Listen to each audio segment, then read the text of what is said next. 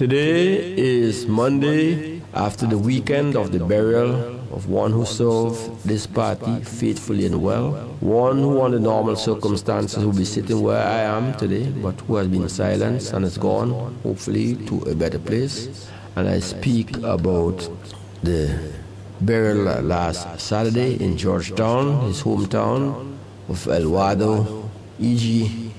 Lynch. Everybody knows it was not an event without incident, and there's much debate on what transgressed at what took place, at the funeral ceremony. And I know there will be much that will be said today on this program and ensuing programs. I also am aware that the New Democratic Party leadership and the priest in question, Father Jones, have come in for some observations and some unfair criticisms from sycophants across the board. You see this straight and up front. The New Democratic Party and its leadership are in no way ashamed of the expressions of the people who were at the church last Saturday, and all of that could have been avoided had common sense and decency and principle prevailed.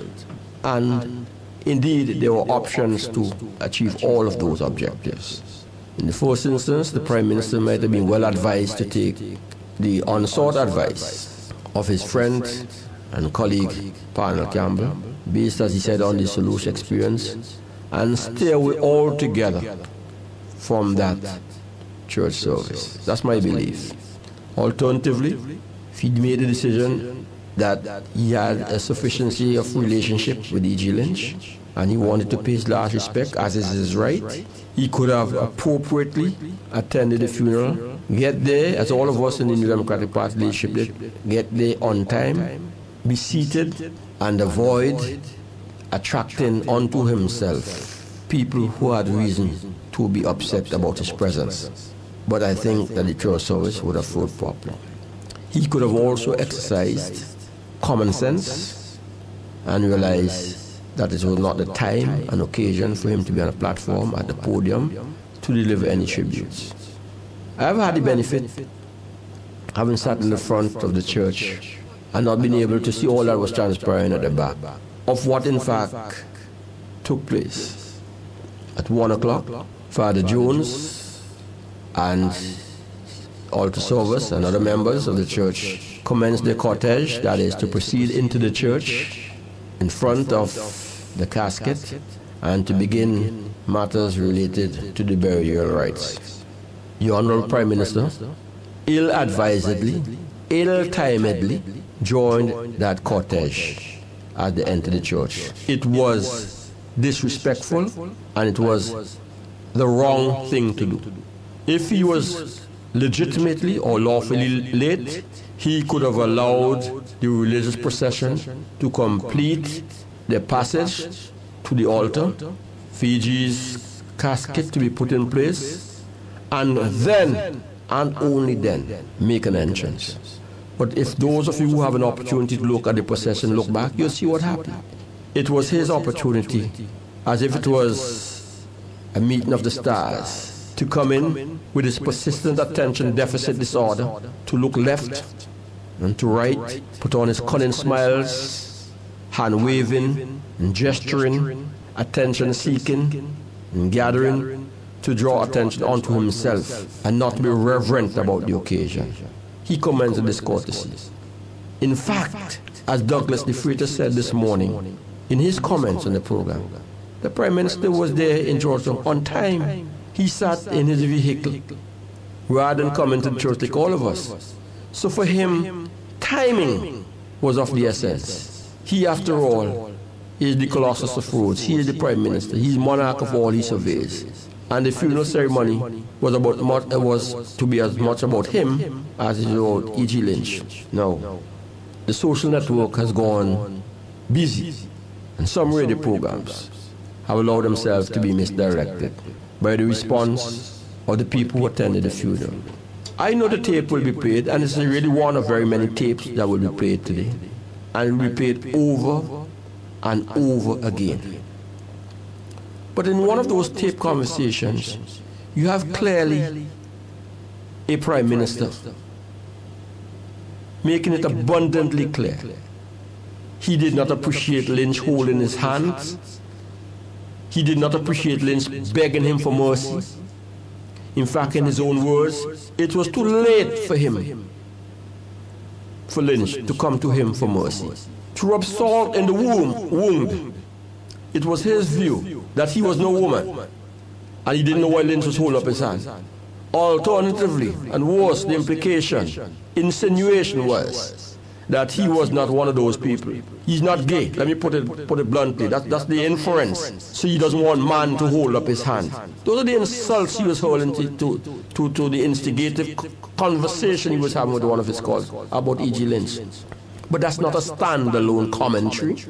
How many times has he not gone in the parliament, and I've had to rebuke him in the parliament for that, to insult Lynch because he may have fallen short of the glory and the law, and had to pay a price for it, to refer to that experience. And the jail is for all of us. We know not when. But that was one of his roadmaps. He would do that on the public platforms, and he would do that in the editorial pieces in the newspapers. Scorn and derision. He looked down upon him, one who had served him well. And one can go on and on and on and on. Let me say something to St. Vincent and the Grenadines this morning. E.G. Lynch was as much human as any of us. There's a standard practice in the New Democratic Party. Standard practice. That any one of us who has a problem in the courts, if the president can't attend himself, he will seek for as many of us, but at the very minimum, one of his vice presidents, or the chairman of the party, or the public relations officer, or someone in the leadership or the executive of the parliamentary caucus, to go and lend support to that colleague who was before the court. On several occasions, I had to go to the court and sit in with Lynch to cheer him up, to provide comfort, to let him know that he was not alone, and that the party that he had done so much for was standing side by side with him. And it was clear to me that E.G. was reeling under the pressure of the threat and or the possibility that the court proceedings could have landed him in jail. In fact, there were occasions in which he thought that people who were involved in the prosecutorial aspect of the thing may have been moderated or lenient in the way they were going after him. And he was taken aback by the aggression when the proceedings started, and the length and the depth at which they were proceeding to really have him in jail. And Margaret London captures it quite correctly. Had not Capassa provided certain such information in one of those court hearings, things might well have gone the other way for E.G. Lynch. But you could have seen a nervous E.G., and he talked and talked and talked, and he tried to put on a brave face and a brave smile. But the court matters were wearing him down. And who was driving all of this, or these attempts at vilification, of having him jailed, having him named, and having him shamed? Who was doing that? I say that to make the point that all of St. Vincent and the Grenadines have been well seized with the attempts to destroy him as a person.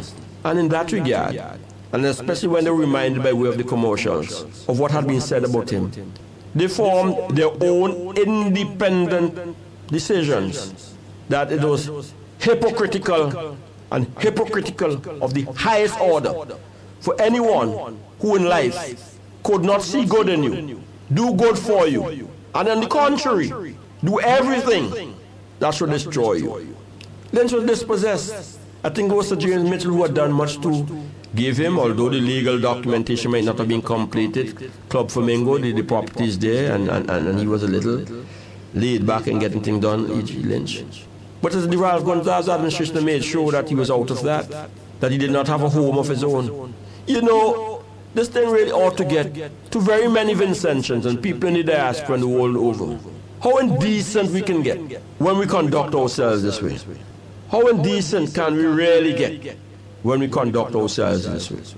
That we spend a lifetime destroying people's character, destroying people's livelihood, setting families apart, naming and shaming people, disrespecting Vincentians at every level, and you feel that it is your right, it's your privilege, it is your prerogative, that in debt you show up and reverse yourself, well, I think the people had enough of that. They had enough of that.